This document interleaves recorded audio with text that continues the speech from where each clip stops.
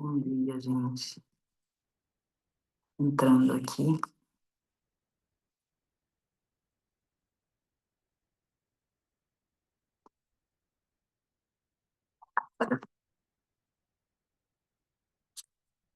Consegui equilibrar o fogo. Muito bom dia. Contente da gente estar aqui mais esse momento. E muito feliz também de conhecer pessoas dispostas a acordarem nesse horário para estarem aqui ouvindo com a coluna ereta. E muito mais importante do que ouvindo as palavras que eu trago, se ouvindo. Ouvindo o que tem dentro. Porque é óbvio que existem palavras sendo ditas, mas elas também são conversadas dentro da gente. A gente escuta e conversa com elas. E não é todo mundo que tem essa disposição, nem esse espaço interno, esse espaço interior. E aí, quando eu vejo vocês, quando eu tô com vocês, algo no meu coração se aquieta, porque é uma humanidade que eu acredito, é uma humanidade que eu sonho, é uma humanidade que eu quero ter perto. E por alguma razão abençoada, de fato eu estou perto de vocês. E isso, de novo, coloca meu coração num lugar muito quentinho, de muito respeito, de muito amor por vocês. Sou muito grata. Eu venho aqui trazer para gente algumas reflexões importantes hoje, de uma outra forma, no serviço. E lembrando sempre que todas essas reflexões, elas vêm invocando a nova terra de consciência. Uma consciência que precisa ser estabelecida para que as graças venham para a face dessa terra através de nós.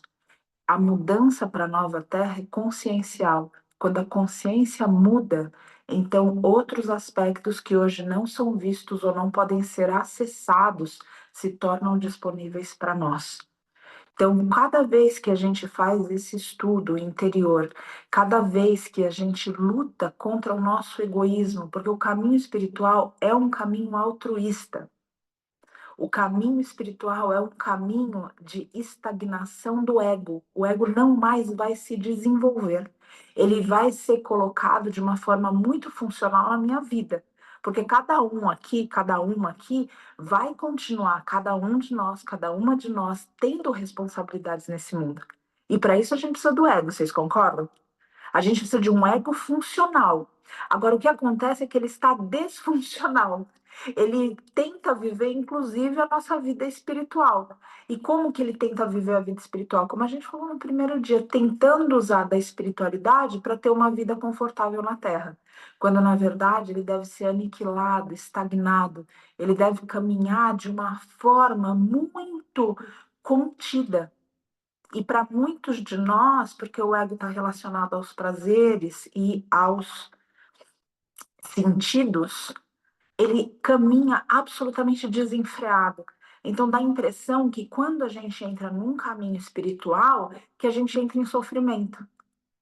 Vocês já escutaram algumas pessoas que eventualmente falam, não, isso aqui é demais. Não, não aguento acordar essa hora, não aguento sentar para meditar, não aguento estudar, não aguento. Porque quem não aguenta é o espírito? Não, o espírito está lá tentando convencer a pessoa, tentando convencer cada uma de nós a, pelo amor de Deus, acorde e estude. Pelo amor de Deus, acorde e contemple. Pelo amor de Deus, a reza. Agora, quem não quer? O ego não quer esse caminho da disciplina, porque vai falar para o ego, então, você não pode comer tudo que você quer comer, você não pode dormir tudo que você pode dormir. Poder todo mundo pode, agora dever é uma coisa. E quando a gente entra no caminho da espiritualidade, a gente começa a entender esse dever, que especialmente o Oriente chama de Dharma, que é o caminho reto. E o caminho reto é muito difícil para o ego, porque o ego quer benefício próprio e de repente ele precisa ficar pensando no outro o tempo inteiro. E como que é isso? Então, esse caminho da espiritualidade é um caminho que exige muito da gente, para a gente, outra vez, deixar de romantizar até as nossas próprias iniciações e se manter firme nesse caminho. Nesse caminho que, olha só que coisa incrível, é um caminho que conscientemente o ego está percorrendo, sabendo que é um caminho que leva ele à morte. Só que ainda assim há uma morte simbólica, porque ele segue existindo. Ou vocês pensa em mestres diferentes, pensemos em mestres diferentes. Cada um deles tem sua personalidade, ou seja, o ego foi mantido de uma forma funcional.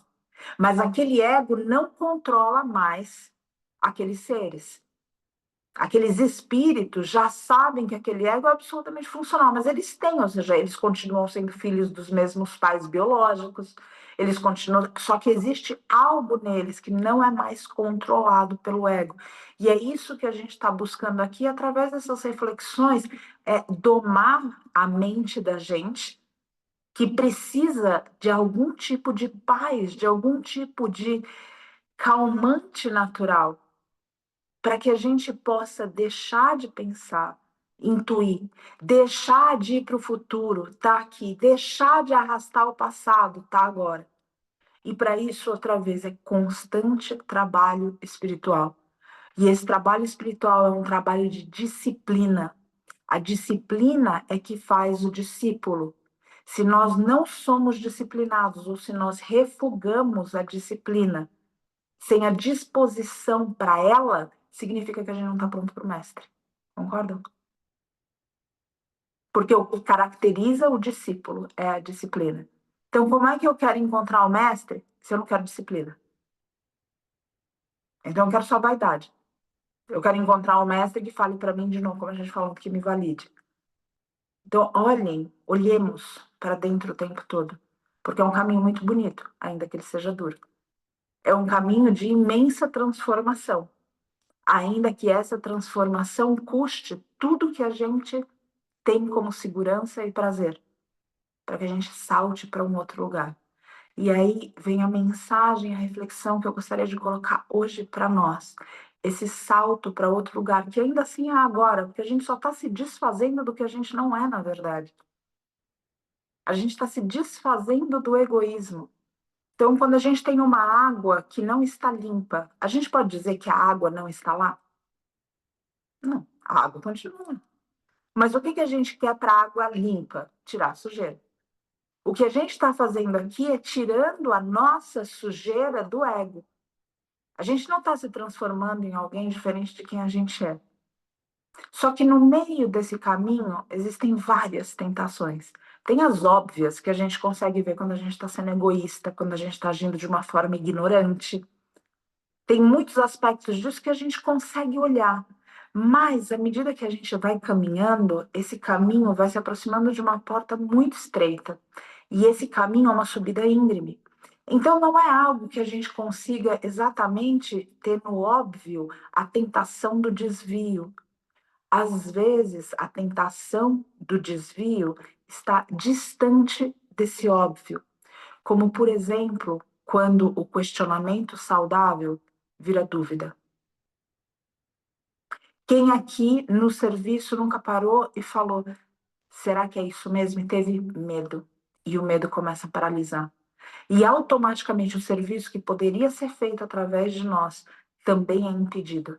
Ou começa a ficar pesado de tal forma que a gente se interessa mais pelo que a gente está sentindo do que pelo que o outro pode sentir através da nossa presença. E como que tudo acontece? Isso na jogada do ego que não é óbvia para nós. Na jogada desse ego, de novo, que quer segurança. Lembra do começo da Bhagavad Gita? Prazer e segurança. A maior parte da humanidade está perdida nesse mundo, simplesmente buscando prazer como felicidade e segurança como bens materiais. É isso que está o tempo todo convidando, chamando. E de repente a gente está indo para um outro lugar. E esse ego, esse aspecto nosso, que está condicionado por vidas a fazer isso, a gente precisa ter muita paciência com a gente. São vidas que a gente está fazendo a mesma coisa. E aí surge um ensinamento, e a gente, como a gente Suma diz, a gente tenta 2 minutos contra 1.008 vidas e a gente fala, isso não é para gente. São vidas que a gente está. Quem não acredita em vidas, são anos que a gente está se condicionando de uma forma. E de repente, esse condicionamento é testado. É testado como na vida, porque aqui, outra vez, a informação. A gente sabe que a gente deve se entregar, a gente sabe que a gente deve confiar. A gente sabe que a gente não deve ter raiva. A gente sabe de tudo isso. Só que saber não é sentir, muito menos viver. E saber implica dessa forma que a gente quer o conhecimento através da experiência do outro e não se vive através da experiência do outro. Se pode aprender através da experiência do outro, o que é grandioso. Mas você, eu, a gente vai ter que viver por experiência direta. E muitos no caminho espiritual têm se iludido, deixando a experiência direta, ou seja, deixando o enfrentamento com a vida. Se trancando em salas, se trancando no topo de montanhas, se trancando dentro de si. Quando o mundo hoje grita por socorro, o sofrimento está em todo lugar. E o que a gente faz é escutar o sofrimento, a gente se tranca. E se tranca por qual razão? Porque esse ego, ele quer garantias desse caminho. Ele quer ter certeza que ele está certo. Ele quer ter certeza dessa segurança e desse prazer. Ele quer ter essa certeza e não existe essa certeza. Essa certeza se faz e se desfaz o tempo inteiro. A gente tem certeza do caminho, a gente dá um passo, o caminho já não é mais aquele que a gente viu, que a gente caminhou. Aquele caminho já exige o quê da gente? Presença. E por que é tão difícil para o ego? Porque ele está no passado e ele está no futuro. Ele é muito condicionado à mente, ao pensamento. O que está no presente momento é a consciência, é a presença espiritual. E quando tudo isso acontece rapidamente na vida, porque aqui tudo é fácil de ser compreendido aqui em cima, mas na vida, isso tudo são situações. Situações que simbolicamente estão perguntando para nós: você de fato aprendeu? E quando a gente vê que simbolicamente aquelas situações estão perguntando para nós se de fato a gente aprendeu, a gente realiza que ali veio o mestre através daquela situação. Aí, como a gente falou ontem, reverencia. Porque o mestre não vem só na orientação, na sabedoria, personificado com uma personalidade encarnada, ou mesmo através de mentores espirituais que conversam conosco. O mestre vem através dos desafios que a gente enfrenta no nosso cotidiano, cuidadosamente perguntando para nós: você aprendeu? E se a gente não aprendeu, ele não está ali com relho sobre nós.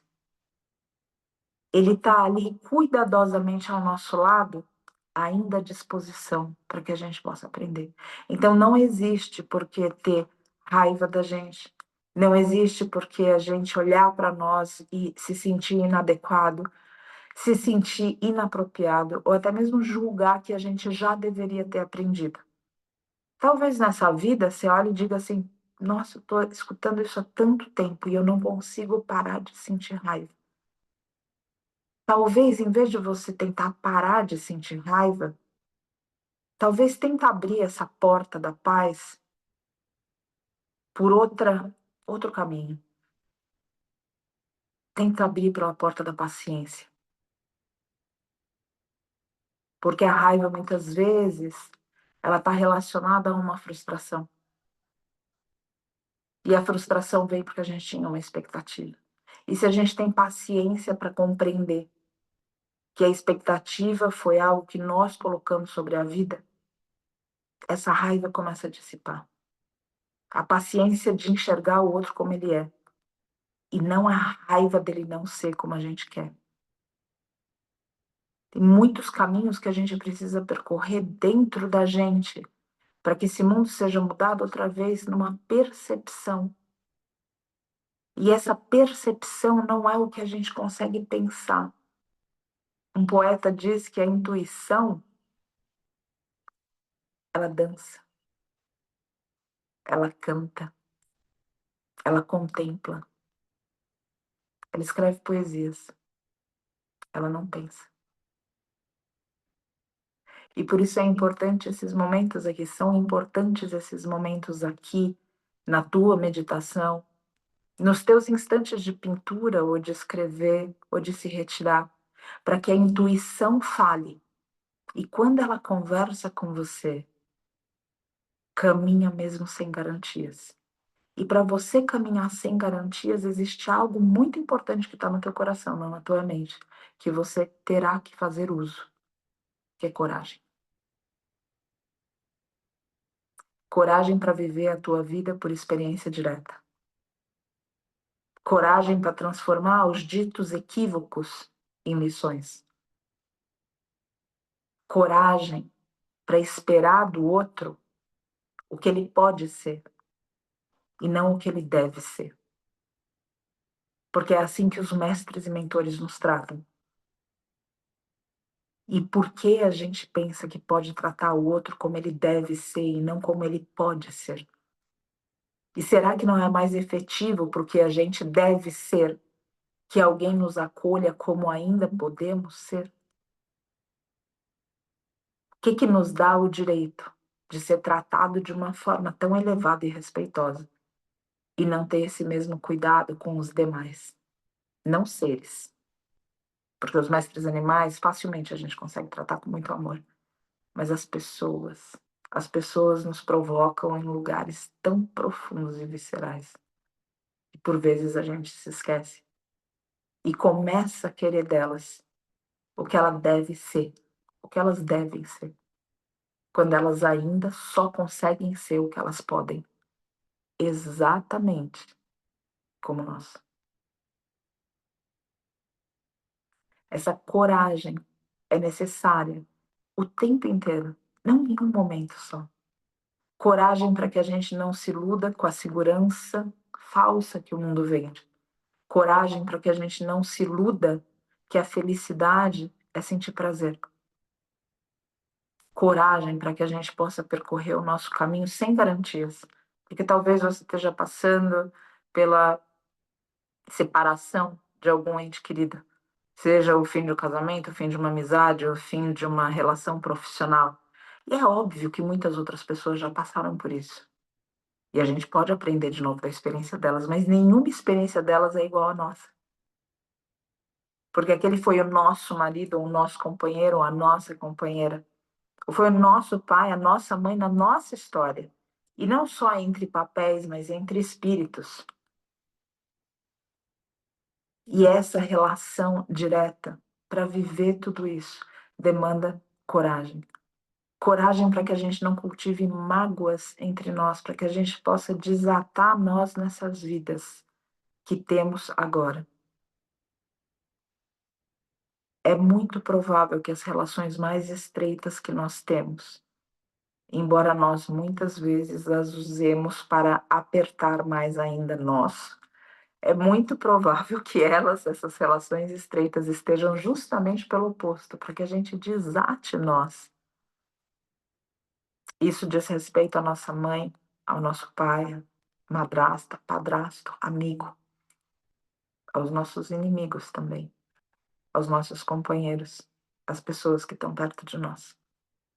E aí existe sempre uma história espírita que me cala a alma na relação do espírito com o outro, e não dos papéis. É dito que antes de encarnar, alguém apresentou para esse espírito toda a diversidade que esse espírito viveria para conseguir se lapidar, para conseguir finalizar com processos, hábitos de vidas passadas que se tornaram vícios e também obstáculos no próprio caminho espiritual. E para tudo isso, às vezes as crises, às vezes as doenças, às vezes as perdas servem como iniciações. Às vezes a deslealdade serve como iniciação. Às vezes a gente precisa se desiludir com o mundo para buscar a vida espiritual, para voltar a se entregar para o divino. E quando esse espírito escuta o que ele vai viver, ele diz: mas quem seria capaz de fazer uma coisa dessa comigo? Porque só de ouvir o que é, eu já estou horrorizada com o que. E quem vai ser capaz? Eu entendo agora quem é. Eu preciso me preparar para encontrar esse espírito, ou seja, ainda que eu não me lembre, mas que algo no meu espírito me diga que esse espírito que eu preciso me proteger. E aí se levanta a alma gêmea desse espírito. E ela, como que você, justo você vai fazer isso comigo? Eu entendo que eu preciso aprender, mas como você vai fazer isso comigo? E a alma gêmea diz para ela, o mentor esclarece para ele, espírito, para ela já a pessoa, ele, espírito, dizendo que quando esse espírito se lembrar da vida, já distante do papel, como ator e atriz que cada um é, e que a gente se esquece outra vez, dentro desse mundo de ilusão, ele, espírito, não conseguirá odiar aquele outro espírito pelo que ele fez, por saber que ele, espírito, é alma gêmea. Essa história mexe tanto comigo porque ela diz que muitas vezes quem faz conosco faz por um ato de misericórdia, pelo nosso crescimento. E a verdade de tudo é que a gente não sabe. Embora a gente julgue simplesmente se isso é mal, vem de alguém que é mal para mim, se isso é bom, vem de alguém que quer o meu bem, será? Será que a gente tem tanta certeza assim que a gente pode enxergar através dos véus, sendo que a gente não tem conseguido enxergar nem o nosso coração? Parece grande demais de repente. Daí remete a gente a outra lição da vida espiritual: humildade. A gente não sabe. Então, quando a gente for convidado a essa raiva, ao ódio, à desistência, à covardia, quando a gente for convidado a só dar o próximo passo se tiver garantia, quando a gente for convidado a tentar viver a vida através da experiência do outro, porque é tão mais seguro a gente viver através da experiência do outro. Não tem disposição nenhuma, não tem erro, não tem nada, a gente pode ficar tranquilo absolutamente. A gente pode viver uma farsa. É igual quem vive só uma projeção de si numa rede social, como tantos adolescentes hoje. É tão seguro, é um mundo seguro. Não é real. Real é a gente sentir. Real é a gente se entregar. Real é a gente ter medo e superar. Real é a gente ser convidado à raiva e transcender. Real é a vida que a gente vive no nosso espírito, através do nosso corpo físico. Mas a vida que se vive unicamente no corpo físico, essa não é real. Essa é uma projeção apenas. E a gente precisa olhar para essa que está dentro e ter coragem. Saber que essas garantias não existem, elas são buscadas pelo inferior em nós. Quando o nosso pai, a nossa mãe, a figura materna, paterna que a gente tinha na nossa infância, falava para nós, vamos até ali. A gente confiava que a experiência seria boa. Ainda que muitas vezes aquela experiência não fosse boa por qualquer razão. Mas a gente sabia que mesmo nas experiências que não eram boas, a gente estava protegido por aquelas figuras. Estava cuidado de alguma maneira. Quando a gente cresce, a gente perde essa relação com o nosso pai e a nossa mãe espiritual. Até porque no meio disso tudo, a gente também julga a educação que a gente recebe do nosso pai e da nossa mãe espiritual. Como que eles não estão aqui para resolver tudo para nós? Às vezes a gente trata Deus dessa forma, como uma criança mimada que quer que o pai venha e resolva tudo. E justamente esse pai espiritual olha para nós e diz: filho, filha, você agora é capaz de resolver isso. E o que que a gente tem para resolver, gente, nesse mundo? O sofrimento. Se Deus pode agir nesse mundo, ele pode agir através das tuas mãos, das tuas palavras, dos teus pensamentos. Agora, se a gente é apenas uma turma de crianças mimadas, então a gente vai ficar o tempo todo pedindo intervenção divina. E o nosso pai e a nossa mãe celestial olham para nós e dizem: a intervenção é humana. A intervenção é de cada um, de cada uma de nós. E para isso, outra vez, é preciso coragem. Coragem, inclusive, para errar. Coragem, inclusive, para estar exposta a algo que outra vez pessoas, como se diz, da arquibancada conseguem julgar. Mas só você sabe o que você reuniu em você para viver daquela maneira. Portanto, confia que até o que parece equívoco vem como uma lição. Confia que não tem garantia e escuta o que a tua intuição te diz. Aprende a ter coragem para seguir essa intuição. E para isso, silêncio interior. Busca o teu silêncio para acomodar as ilusões desse mundo e vive de uma maneira que o passado não seja arrastado. Por que eu fiz isso? Por que eu não virei à esquerda em vez da direita? Por que eu me entreguei para tal pessoa ou para tal situação? O passado já se desfez. Quando a gente vive, parece tão real como uma pedra. E tempo afina pedra em areia. A gente olha para trás, já não existe mais. Existe o agora. E é aqui que a gente pode agir. E esse deve ser o lembrete e a recordação a cada instante, ainda que a mente avance no futuro, querendo de novo garantias, querendo enxergar tudo na totalidade.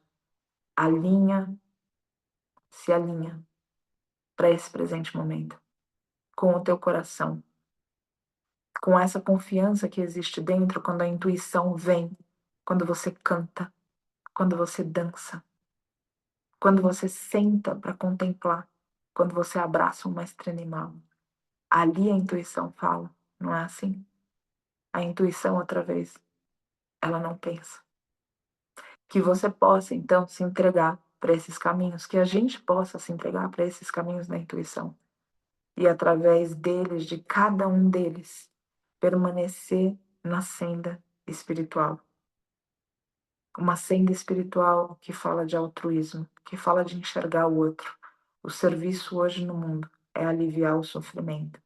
Não aliviaremos o sofrimento através da raiva. Não aliviaremos o sofrimento pedindo intervenção divina de braços cruzados. O divino vai agir sim, através de você. Portanto, te alinha. Tem um grande serviço esperando por cada um de nós ao término dessa meditação. Serviço esperando dentro da nossa casa, serviço esperando no mundo, no nosso trabalho, nas nossas relações até casuais com desconhecidos. Serviço esperando ali. Cria silêncio no teu coração agora, para se permitir ser usado como instrumento, ser usada como veículo desse superior. Cria em você o silêncio necessário para que você mesma, você mesmo, não escute os convites do teu ego por garantia. Os convites que diziam só caminho se eu tiver certeza. O caminho espiritual não funciona assim. A certeza que se tem é simplesmente que se pode caminhá-los. Apenas isso. Então se entrega a essa certeza de caminhar o teu caminho e permita que ele seja o que a tua alma precisa. Cresce através do enfrentamento e serve os demais com a coragem necessária para que esse mundo seja mudado, para que a nova terra chegue através da tua transformação pessoal e íntima. Toda vez que você olhar para o caminho e se perguntar, ver, tentar de alguma forma enxergar para chegar nessa garantia, sorri para você. Não há garantias. Existe apenas coragem. Pedir para a gente alinhar nossa coluna, fechar os nossos olhos e respirar profundamente, se conectando com o nosso coração, com o nosso cardíaco, com essa roda do nosso peito, que a gente pode provocar através de inspiração e expiração, para que esse centro energético provocado gire. E no seu incessante giro, nos relembre do que é possível saber porque sentimos. A intuição é tão difícil de ser seguida, porque ela não pode ser explicada. E se você busca a validação da intuição que você recebeu em outras pessoas, você, eu, nos frustraremos. Porque como alguém pode validar algo que a gente não consegue explicar? A intuição é tua, a experiência direta é tua, a coragem é tua.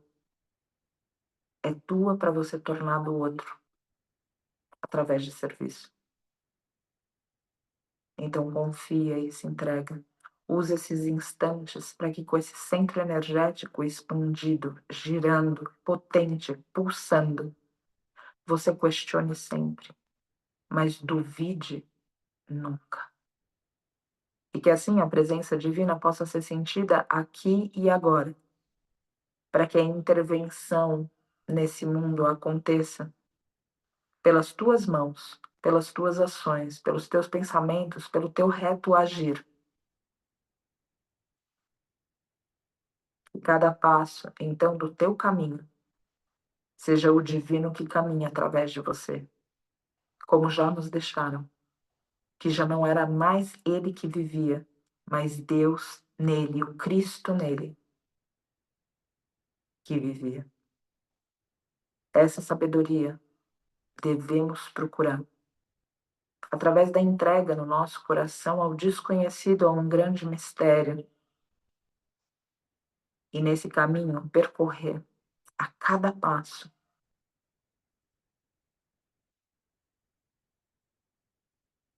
nesse caminho percorrer a cada respiração, o que é a senda espiritual.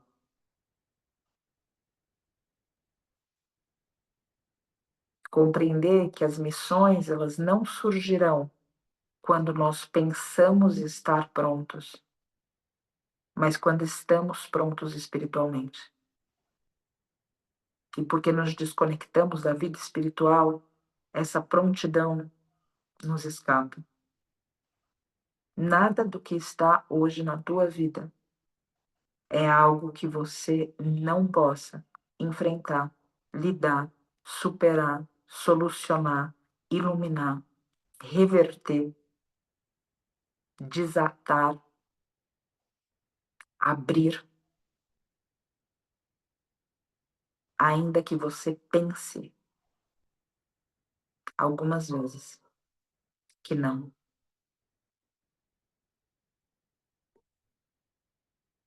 Canta, dança, contempla, respira, se conecta, invocando a sabedoria que não vem no pensamento, que pode ser acessada no mistério do teu coração. O mestre não sabe antes, ele sabe quando precisa saber.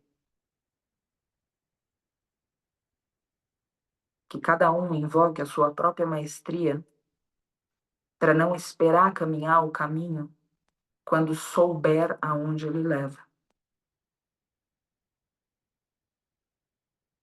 Que cada um invoque a maestria em si para caminhar o caminho sabendo que o que se deve saber se saberá na necessidade do conhecimento apenas.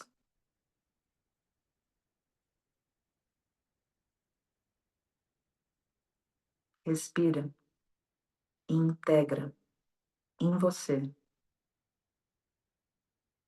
esse centro cardíaco agora pulsando,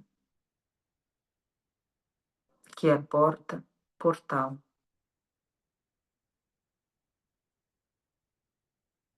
que é silêncio e que também fala,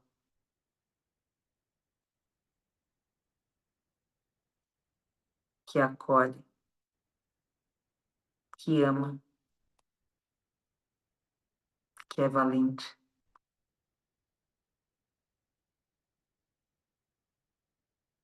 que em meio à agitação do mundo é tranquilo. Te firma aí.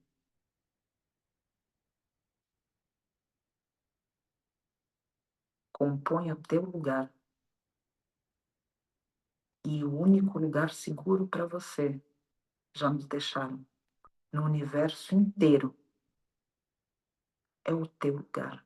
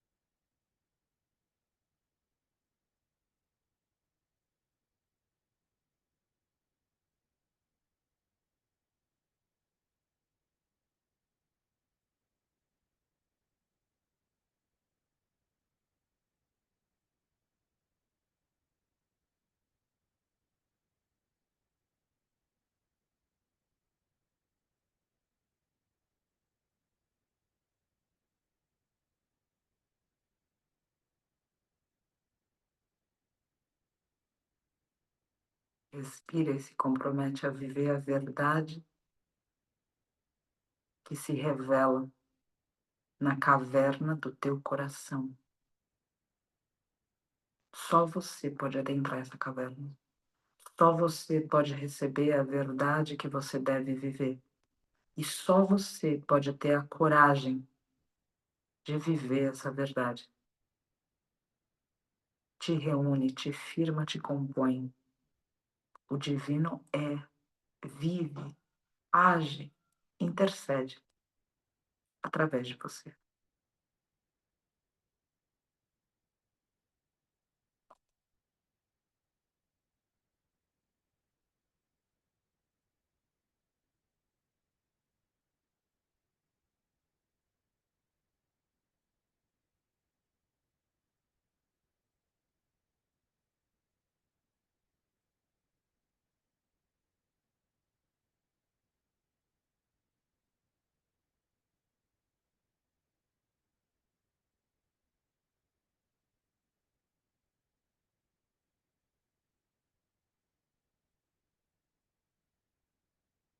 Com o poder das águas te limpo, com o poder das ervas te curo, com o poder da fé eu te benzo, vibrando amor, transformando tudo.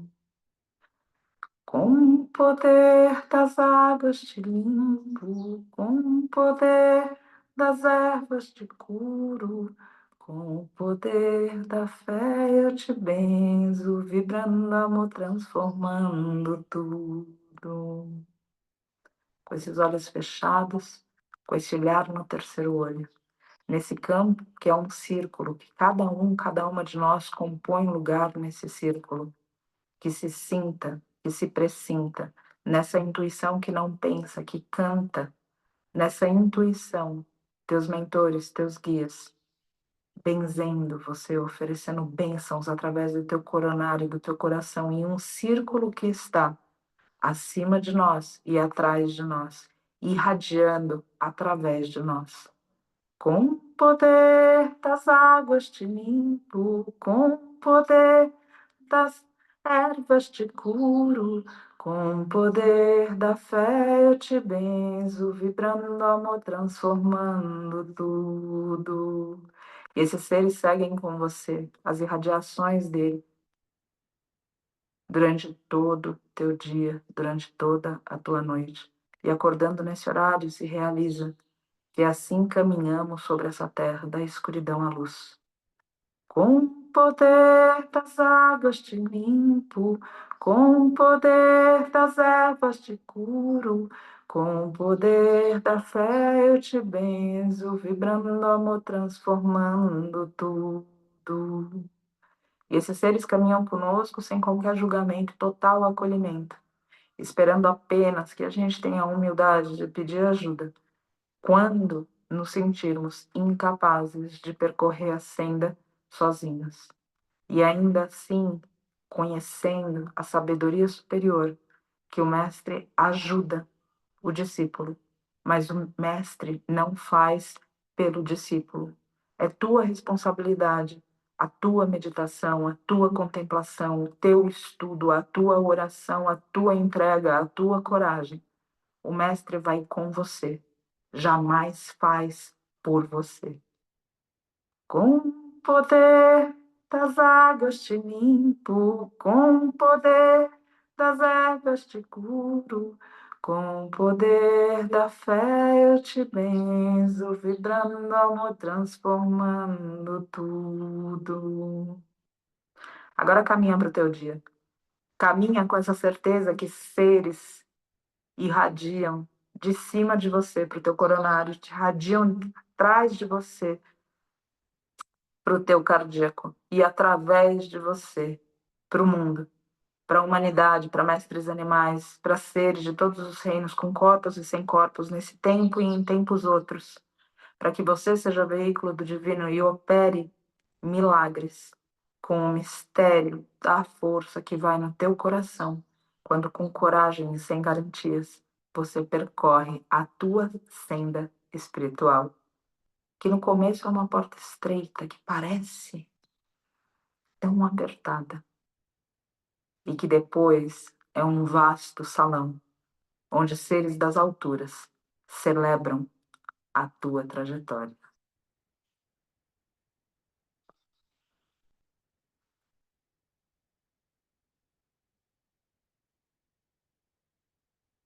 Namastê,